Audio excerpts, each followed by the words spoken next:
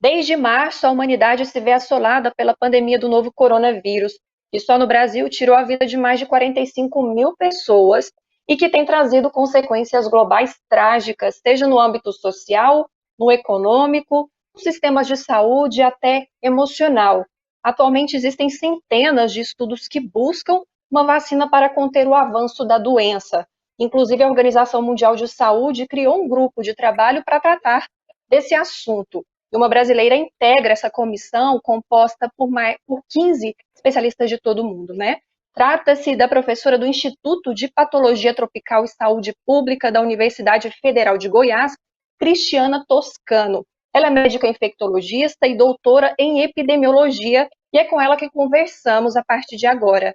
Professora, é um grande prazer conversar com a senhora. Eu agradeço a sua presença, ainda que seja virtual por aqui. Eu que agradeço, é um prazer estar aqui. Eu queria um pouco contextualizar a sua participação nesse grupo da OMS, né? A sua presença nele não é bem, eu imagino que ao acaso ou acidental.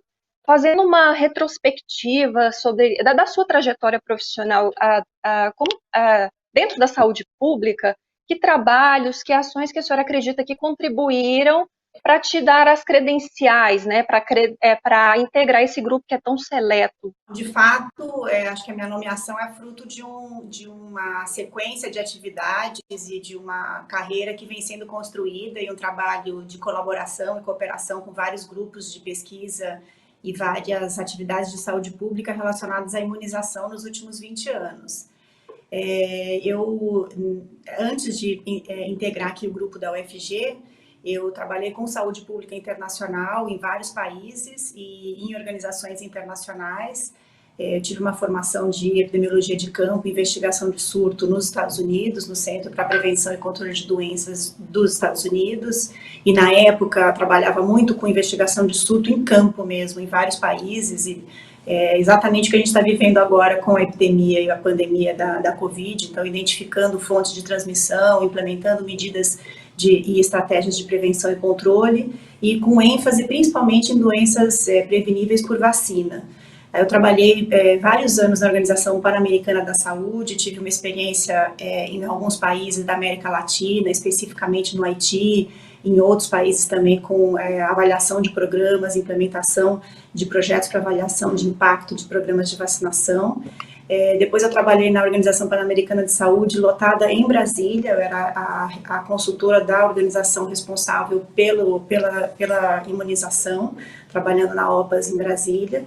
E nessa época eu trabalhei muito próximo com a equipe do PNI, do Programa Nacional de Imunizações do Brasil. E foi uma época muito produtiva, eu aprendi muito, a gente trabalhou muito proximamente em relação a várias atividades de imunização e principalmente as atividades de eliminação do sarampo na época, que foi o carro-chefe aí dos programas de eliminação regional nesse período. Depois disso eu trabalhei em Washington também, e aí mais focado com os planos de preparação da pandemia, que no fim veio em 2009 a pandemia da H1N1. Na época eu trabalhava em 2006, 2007, prevendo e planejando e trabalhando junto com os países na elaboração de um plano regional para a preparação da pandemia. E finalmente trabalhei também em Genebra, depois dessa época, e aí em Genebra passei quase 3 anos, 2 anos e meio, também com a função de coordenar globalmente uma rede de vigilância de doenças preveníveis por vacinas, especificamente as novas vacinas, né? Então, focando em vacinas de rotavírus, vacinas contra pneumococo e vacinas contra HPV.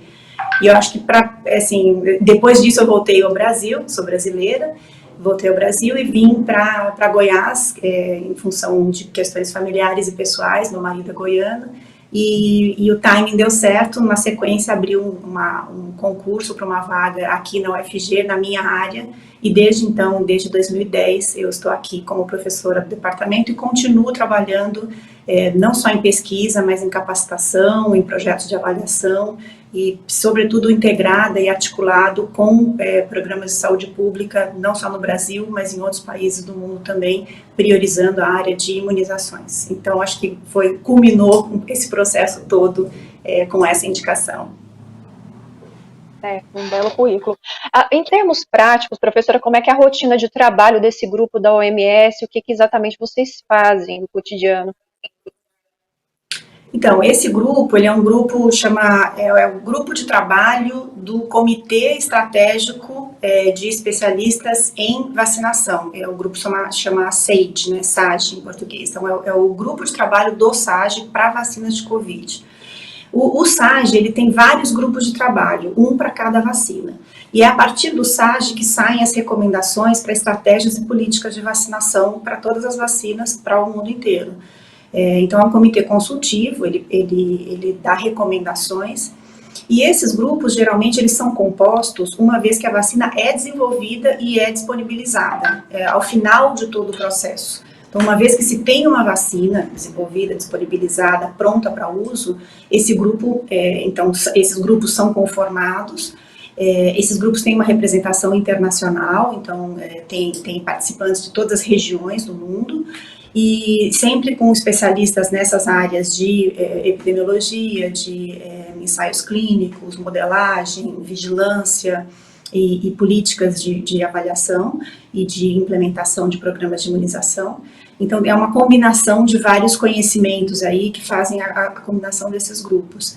Extraordinariamente, no caso da Covid, para se tentar ganhar tempo, tem várias etapas que, em geral, são sequenciais, que estão sendo feitas em paralelo. E essas etapas são essas etapas que não tem nenhum impacto para a avaliação de segurança e de eficácia da vacina, que essas não dá para agilizar. Mas, por exemplo, neste caso, o comitê, em vez de esperar o final para ser conformado, ele já está conformado, já foi conformado agora, nessa etapa inicial dos ensaios clínicos em humanos, que a gente já tem 10 vacinas em ensaios clínicos sendo realizados em humanos. Então, o nosso papel é acompanhar essas pesquisas muito de perto, né, os resultados de eficácia, de efetividade, o detalhamento da metodologia dessas pesquisas, e em função do avanço dessas pesquisas, e já tecendo recomendações relacionadas a grupos prioritários, estratégias de vacinação, se vai precisar de uma dose ou 2 doses, e tudo isso depende bastante da tecnologia, da vacina, né, ou das vacinas que vão chegar lá. Então, a gente trabalha com cenários de possibilidades, e isso tudo também na tentativa já de antecipar essa etapa mais para frente e ganhar alguns meses no processo. Eu quero até retomar alguns elementos da sua resposta, né? Qual que é o panorama atual sobre a produção de uma vacina? Quantos estudos, digamos, promissores sendo realizados no mundo e qual que é a participação do Brasil nisso, né? Então, é uma ótima pergunta. A Organização Mundial da Saúde, ela tem feito o que é chamado de uma análise de cenários. Então, periodicamente, ela concatena todas as informações de todos os grupos que estão trabalhando no desenvolvimento de vacinas.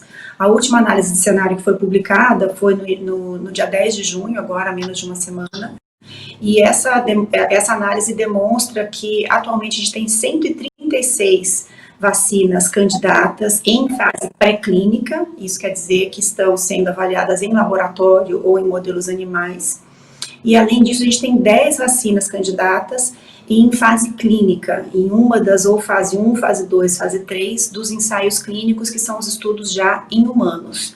E elas são etapas consecutivas, então você só pode iniciar estudos em humanos para uma vacina candidata que foi aprovada e já passou pelos ensaios pré-clínicos, e nesses ensaios pré-clínicos que ela já tenha demonstrado a capacidade de gerar a produção, de estimular a produção de anticorpos e que ela seja segura em modelos animais. A partir daí ela vai para a fase clínica. Então, a fase que estamos agora, para essas 10 vacinas que são as fases clínicas, a gente tem vacinas de várias tecnologias, utilizando várias tecnologias diferentes, o que é uma coisa bastante positiva, porque a gente tem a possibilidade de ter, ao final, mais de uma vacina e utilizando tecnologias de produção diferentes para o desenvolvimento e sua produção. E duas dessas vacinas que estão já iniciando a fase 3 dos ensaios clínicos, uma delas já iniciou, que é a vacina de Oxford, vai realizar os testes, vai incluir, entre outros, né, brasileiros, e vai realizar como um dos seus centros de ensaios clínicos o Brasil. Uma outra vacina, que é a Sinovac, que é uma outra tecnologia também diferente, que vem sendo desenvolvida por um grupo, uma produtora de vacinas chinesas, ela vai iniciar ainda o ensaio clínico de fase 3, ela finalizou agora o ensaio clínico de fase 2, e essa também, através de um acordo, um convênio com o Instituto Butantan, vai desenvolver os ensaios clínicos, parte dele, no Brasil. Então, a gente tem já 2 vacinas em ensaios clínicos que vão realizar ensaios clínicos de fase 3, que é a última fase, a mais ampla, a mais importante, para se finalmente identificar se dá para se garantir a eficácia e a segurança da vacina, porque ela é feita num número muito grande de pessoas em diversos locais. Então, a gente tem 2 desses estudos que vão ser realizados no Brasil, que é uma coisa muito positiva. Do ponto de vista de grupos que estão trabalhando na produção e desenvolvimento de vacinas aqui no Brasil, né, nacional, a gente tem também alguns grupos. A gente tem o grupo da USP, que trabalha com uma tecnologia de VLP, que é proteína vírus símile, que é uma tecnologia de proteínas, baseada em proteínas, que é o grupo da USP, está em fase pré-clínica. A gente tem um outro grupo, que é um grupo da Fiocruz, de Minas Gerais, que está em parceria também com o Butantan, também fase pré-clínica. Eles usam de vetores virais utilizando um vetor viral do vírus da influenza, que é uma outra tecnologia também. E a gente tem alguns outros grupos também, estudos pré-clínicos. Recentemente foi anunciado o desenvolvimento, né, os estudos e desenvolvimento também pré-clínico de uma vacina com potencial administração nasal, que é uma forma diferente, né, uma vacina como se fosse inalatória. E tem alguns outros grupos, mas os grupos brasileiros mais importantes são esses que estão mapeados, né, nessa análise de cenário global que a Organização Mundial da Saúde tem acompanhado. Tem muita coisa sendo feita. Eu queria te fazer 2 perguntas em cima disso. É possível estabelecer tempo? Eu não sei. E já há informações sobre como seria talvez a disseminação, a oferta desses medicamentos, dessas vacinas para a população em geral? Então, em relação a tempo, é a pergunta de $1 milhão, né? A gente, é imprevisível. A gente não tem como precisar, mas a gente tem sim como fazer uma estimativa do melhor cenário, né? Então, assim, o melhor cenário seria se uma das vacinas, ou algumas das vacinas que atualmente estão vamos dizer, mais à frente, porque estão mais à frente nas etapas sequenciais dos ensaios clínicos, né? Mas que pelo menos uma ou mais de uma delas que estão agora iniciando 3 dos ensaios clínicos, se elas forem positivas, né, e aprovadas, e os ensaios clínicos forem indicarem que de fato ela é eficaz e segura numa quantidade grande de pessoas, então existe uma previsão realista, né, mas no melhor cenário, de que essa vacina possa estar disponível já no primeiro trimestre de 2021. Os ensaios clínicos, eles estão iniciando agora, né, esses de fase 3, em geral eles levam aí entre 4 a 5 meses para se desenvolver. Por quê? Porque eles envolvem um número muito grande, 10 a 20, 30 mil pessoas, e essas pessoas são aleatoriamente alocadas, né, através de sorteio, para 2 grupos, um grupo que recebe a vacina, embora os participantes não saibam, e nem os pesquisadores, é chamado duplo cego, para evitar vieses de interpretação de todos os envolvidos, e um outro grupo que não recebe a vacina, ele ou recebe um placebo, que é uma substância parecida, inerte, parecida com a vacina, ou ele recebe uma outra vacina do programa rotineiro de vacinação. E esses 2 grupos, então, eles são acompanhados ao longo do tempo, em situação real, né, de vida que segue, e periodicamente avaliados para produção de anticorpos, né, contra o vírus, e para identificar a resposta à infecção. Por isso que leva tempo, e por isso que os ensaios clínicos têm que ser feitos em um local onde há a circulação viral. Muita gente pergunta, por que vai se fazer no Brasil? Pode ser em outros países, mas tem que ser um país no qual haja atualmente a circulação viral. Não dá para fazer agora, por exemplo, em países europeus, por exemplo, que já passou o grosso da circulação viral, porque senão esse processo demora ainda mais tempo. Né? Agora tem que ser um país que tenha estrutura para fazer um ensaio clínico, que é uma coisa que não é fácil. Né? Então, voltando para a sua pergunta, depois de terminado esse ensaio clínico, existem ainda etapas posteriores a isso, que são as etapas que são de regulação, registro, licenciamento da vacina, produção em larga escala, porque a gente está falando de bilhões de doses, né? E a distribuição, processo de compra, distribuição e, de fato, a implementação da vacina nos programas. Então, isso leva um tempo, né? Então, de maneira otimista, mas factível, caso essas vacinas sejam aprovadas nas etapas agora de fase clínica em humanos, de fase 3, existe uma perspectiva otimista de termos uma vacina, talvez, para entre março e abril, final do primeiro trimestre de 2021. Certo. Bom, já vi muitas pessoas, inclusive pesquisadores, que não hesitam em afirmar que nós estamos vivendo a maior crise de saúde pública do período contemporâneo. A senhora concorda com essa avaliação? Concordo, sim. Eu acho que a gente está vivendo uma situação de pandemia sem precedentes, né? Certamente sem precedentes no nosso período de vida, né? Dessas gerações que estão atualmente vivendo na sociedade. A gente teve a gente tem pandemias periódicas. As pandemias, elas são recorrentes, elas ocorrem periodicamente.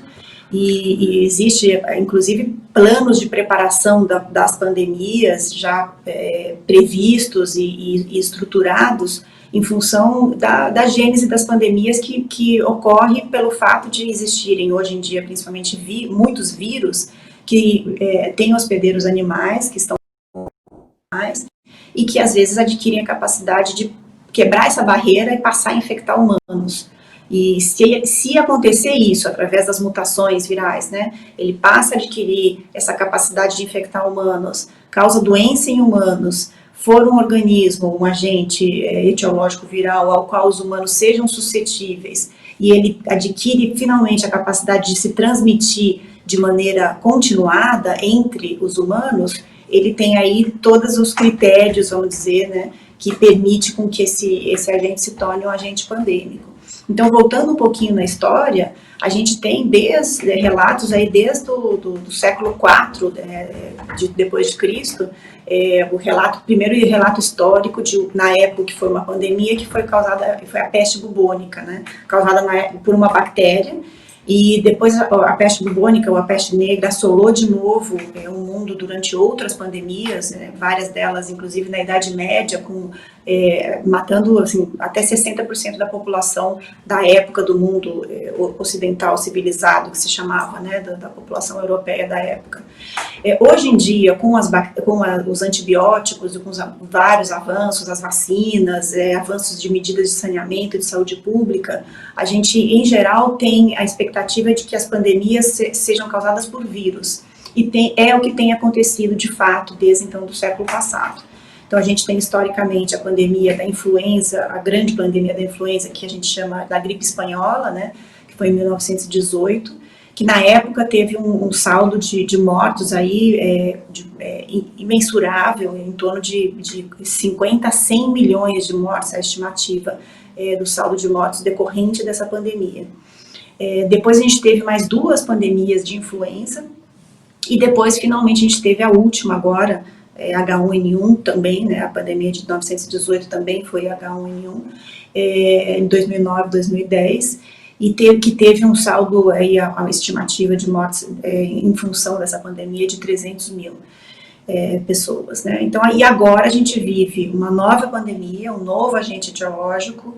A gente teve SARS, teve MERS, que foram também causados por coronavírus, né, em 2002, depois na década passada, no início dessa década, mas eles tiveram, por questões do vírus, né, do tipo de coronavírus que surgiu, né, relacionado a SARS e a MERS, eles tiveram uma vida mais curta, né? Eles eram vírus mais agressivos do ponto de vista de letalidade, mas menos transmissíveis. E eles acabaram se extinguindo, né? Não continuaram essa transmissibilidade. O SARS-CoV-2, que é o vírus causador da Covid, ele tem, do ponto de vista viral, né, da perspectiva do vírus, ele tem características adaptativas à transmissão aos humanos, que o faz muito complicado de se controlar, de se antecipar que ele vá morrer sozinho enquanto agente etiológico, porque ele se transmite por um período longo. Ele tem muitos quadros assintomáticos ou oligossintomáticos. Isso é difícil do ponto de vista de transmissão, porque essas pessoas podem e transmitem sem saber que tem a doença, né? Então tem um período pré-sintomático de 2, 3 dias que a pessoa já está transmitindo. Então ele tem uma série de características que tornam com que esse vírus, ele de fato parece estar muito adaptado, né, apesar de ser um vírus novo, à circulação e à transmissão entre humanos, e os virologistas tendem a indicar aqui pelas evidências atuais que esse vírus deve ter vindo para ficar, não se acha que ele vai simplesmente desaparecer. Então, a não ser que estratégias de fato preventivas, do ponto de vista de grande impacto, como vacinação, né, e além, obviamente, na situação atual, de estratégias de saúde pública para se minimizar a transmissão desse vírus sejam tomadas, a magnitude dessa pandemia, a gente tem acompanhado, né, desde o início dela em janeiro, tem tomado dimensões assim, bastante preocupantes.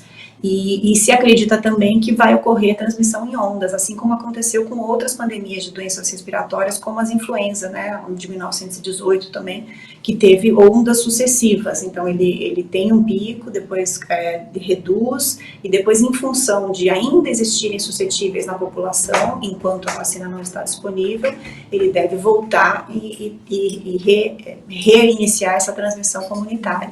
Então, isso é bastante preocupante. De fato, a gente vive um momento sem precedentes em termos de um problema de saúde pública dessa magnitude no mundo. Entendi. Bom, diante desse cenário que a senhora acabou de descrever, que é bem preocupante, de que maneira as pessoas podem contribuir para tornar a espera pela vacina, digamos, menos trágica? Algo que a gente pode fazer?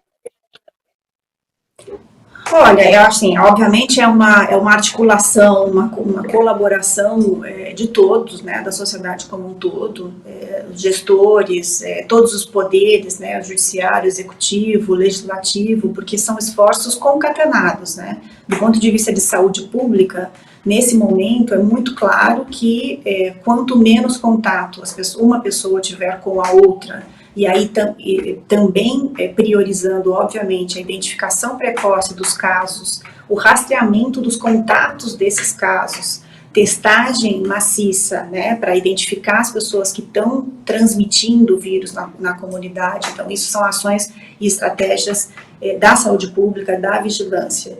E ações também do ponto de vista de desenvolvimento, de proteção aos vulneráveis, ações econômicas no sentido de programas de transferência de renda para a população de baixa renda, todas as questões relacionadas à manutenção do emprego, à manutenção da renda para parte da população, muita parte da população que está passando por dificuldades em função desse período longo, né, de medida de fechamento econômico, né, que foi necessário, que é necessário. E eu acho que o mais importante é para que nós, enquanto sociedade, nos mantenhamos firmes na participação em relação às recomendações necessárias do distanciamento social. E enquanto isso acontecer, para a gente passar pela primeira onda, em momentos diferentes nos vários estados, porque o Brasil é um país continental que se configura epidemiologicamente, do ponto de vista de estrutura de saúde também diferente entre cada um dos seus estados, então os momentos são diferentes entre cada um dos seus estados. Então, guardando essa especificidade de cada região, de cada local, é muito importante que a sociedade participe, que os poderes estejam articulados, que os níveis de gestão estejam articulados, né, o município trabalhando junto com o Estado, idealmente com alguma coordenação do nível nacional. A gente tem questões políticas difíceis que enfim, às vezes atrapalham essa articulação, que em momentos de crise é fundamental. né, normalmente já é importante, mas em momentos de crise, uma crise como essa, a articulação, a coordenação, a comunicação e a transparência são fundamentais. Essas eu acho que têm que ser armas, né, armas boas que a gente guarda enquanto sociedade para passar por esse momento difícil. Bom, a gente extrapolou um pouco o tempo, há tanto que se falar sobre isso, então eu te faço uma última pergunta, professora. A senhora acredita que a ciência vai sair fortalecida disso tudo? Olha, eu acho que, apesar de tantas notícias ruins, né, eu vejo muitas notícias boas também, e uma delas é o fortalecimento da ciência. Não só ela vai sair fortalecida, mas ela já está fortalecida. Eu acho que a despeito de grupos ou de politizações aí pontuais, que acho que do ponto de vista de pesquisa, atrapalha do ponto de vista de gestão, mas do ponto de vista de pesquisa, hoje em dia, as medidas, as evidências, as recomendações, né, para prevenção, para tratamento, para medidas de saúde pública, elas são baseadas em evidência, inequivocamente. E a gente tem grupos brasileiros e no mundo inteiro gerando esse conhecimento, articulados, cooperando. A gente tem estratégias de financiamento globais muito importantes, com parcerias de diversos setores, de filantropia, governo, instituições privadas, parcerias públicos-privadas, e eu acho que isso deve ser um ganho. A gente acho que tem que aprender a olhar com o olhar e receber e perceber essas possibilidades de articulação, de colaboração, de financiamento de maneira mais ampla, mais aberta, porque isso a gente consegue promover de maneira mais continuada a pesquisa e a ciência. Então, com certeza, eu acho que já estamos, mas vamos sair ainda mais fortalecidos disso. Ótimo. Bom, eu acabo de conversar com a professora da Universidade Federal de Goiás, doutora em epidemiologia, Cristiana Toscano. Professora, reforço o agradecimento de nos conceder essa entrevista hoje. Eu que agradeço, um prazer estar aqui com vocês. Obrigada.